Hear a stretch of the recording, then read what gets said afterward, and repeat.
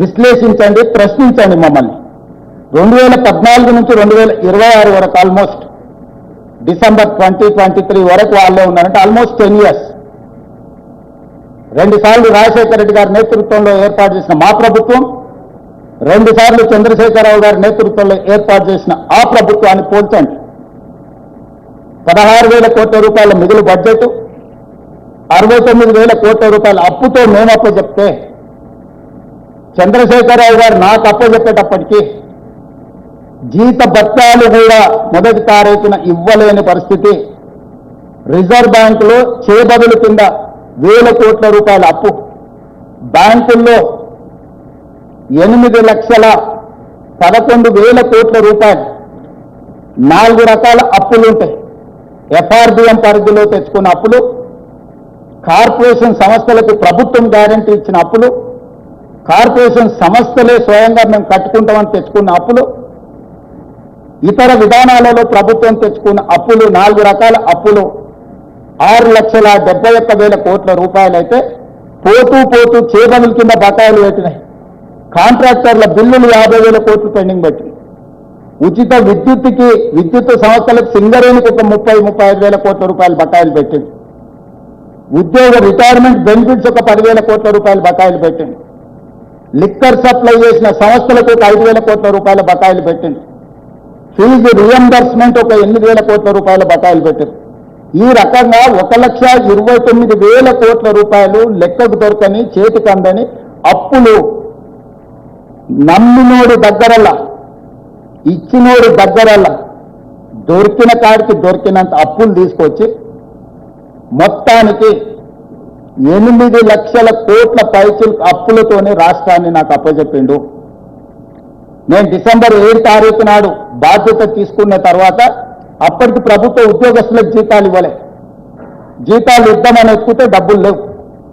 పోనీ reserve bank లేదన్నా advance కింద ఏదన్నా అడగండి అంటే అప్పటికే 3,500 కోట్ల రూపాయలు అడ్వాన్స్ తెచ్చేసుకుంది మహాత్ముడు. ఆ అవకాశం కూడా లేదు. అంటే పూర్తిగా రాష్ట్రాన్ని దివాలా తీయించి లాస్ట్ థ్రెడ్ మీద తెగితే పాతాళంలో పడిపోయే స్టేజ్లో మాకు అప్పచెప్పింది.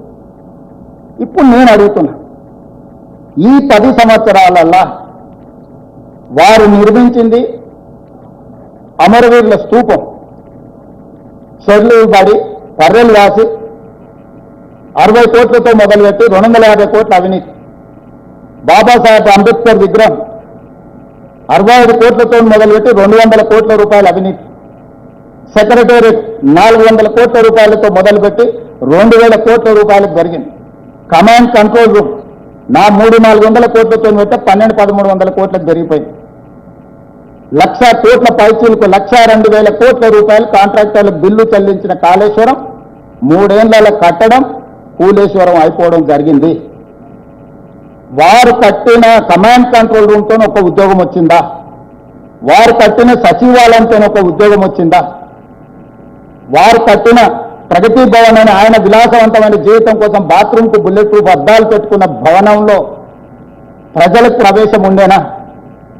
తెలంగాణ ప్రజలు సాధించుకున్న తెలంగాణలో తెలంగాణ పరిపాలనకు గుండెకాయ అయిన ప్రగతి భవన్లో ప్రజలకే ప్రవేశం లేదు, నిషేధిత ప్రాంతంగా ఉండే. ప్రజా యుద్ధనౌక గద్దరన్న పోతే ఎర్రటెండకు 3 గంటలు బయట కూర్చోబెట్టిన పరిస్థితి ప్రగతి భవన్ ముందు మనం కళ్ళతో చూసినాం. వీటి వల్ల కానీ కాళేశ్వరం వల్ల కానీ 1 ఎకరాకైనా నీళ్లు ఇచ్చిండ్రా? కాళేశ్వరం లేకుంటే ఈరోజు భారతదేశంలోనే అత్యధికంగా వరి ధాన్యాన్ని ఉత్పత్తి చేసి 1 సంవత్సరంలో 2,85,00,000 మెట్రిక్ టన్నుల వరి ధాన్యాన్ని ఉత్పత్తి నా ప్రభుత్వం సాధించింది. భారతదేశంలోనే ఉమ్మడి రాష్ట్రంలో కూడా ఆంధ్రప్రదేశ్ తెలంగాణ కలిసి కూడా ఆనాడు ఈ స్థాయిలో వరి ధాన్యాన్ని ఉత్పత్తి చేయలేదు. 65 లక్షల ఎకరాల వరి పండించి ఒక సీజన్లో, ఇంకొక సీజన్లో 54 లక్షల ఎకరాల వరిని పండించి 2 సీజన్లు కలిపితే దాదాపుగా 1,10,00,000 15 లక్షల ఎకరాల వరి ఉత్పత్తి చేసి 2,85,00,000 మెట్రిక్ టన్నుల వడ్లను ఉత్పత్తి చేసిన ప్రభుత్వం మాది. సో వారు 20 లక్షల కోట్లు 10 సంవత్సరాలలో చంద్రశేఖరరావు గారి చేతిలోకి వచ్చినాయి. అప్పులు గిప్పులు పోను. యావరేజ్గా సంవత్సరానికి 2 లక్షల కోట్ల రూపాయల బడ్జెట్ని యావరేజ్ చేసుకుంటే 20 లక్షల కోట్ల రూపాయలు వచ్చినాయి. నేను మీడియా మిత్రుల ద్వారా చంద్రశేఖరరావు గారిని బీఆర్ఎస్ పార్టీని నేను అడుగుతున్నాను. 20 లక్షల కోట్ల రూపాయలతో నికరంగా తెలంగాణ రాష్ట్రంలో ఒక్క సాగునీటి ప్రాజెక్ట్ అయినా పూర్తి చేసిందా? ఒక్క నూతన విద్యా సంస్థనైనా మీరు తీసుకొచ్చిందా? ఉన్న యూనివర్సిటీలకు వైస్ ఛాన్సలర్స్నైనా నియమించిందా? గ్రామీణ పాఠశాలల సింగిల్ టీచర్ పాఠశాల 5,000 పైచలకు పాఠశాలలు మీరు మూత వేసిండ్రు. పేదలకు విద్యను దూరం చేసిండ్రు. రైతులకు వ్యవసాయాన్ని దూరం చేసిండ్రు. మహిళలకు రాజ్యాధికారాన్ని దూరం చేసిండ్రు. మహిళా సంఘాలను నిర్వీర్యం చేసిండ్రు. 0 వడ్డీ కానీ పావులా వడ్డీ కానీ 10 పైసలైన వాళ్ళు మీరు ఇచ్చిందా? 5 సంవత్సరాలు అసలు మంత్రివర్గంలో మహిళలకు స్థానం ఇచ్చిందా?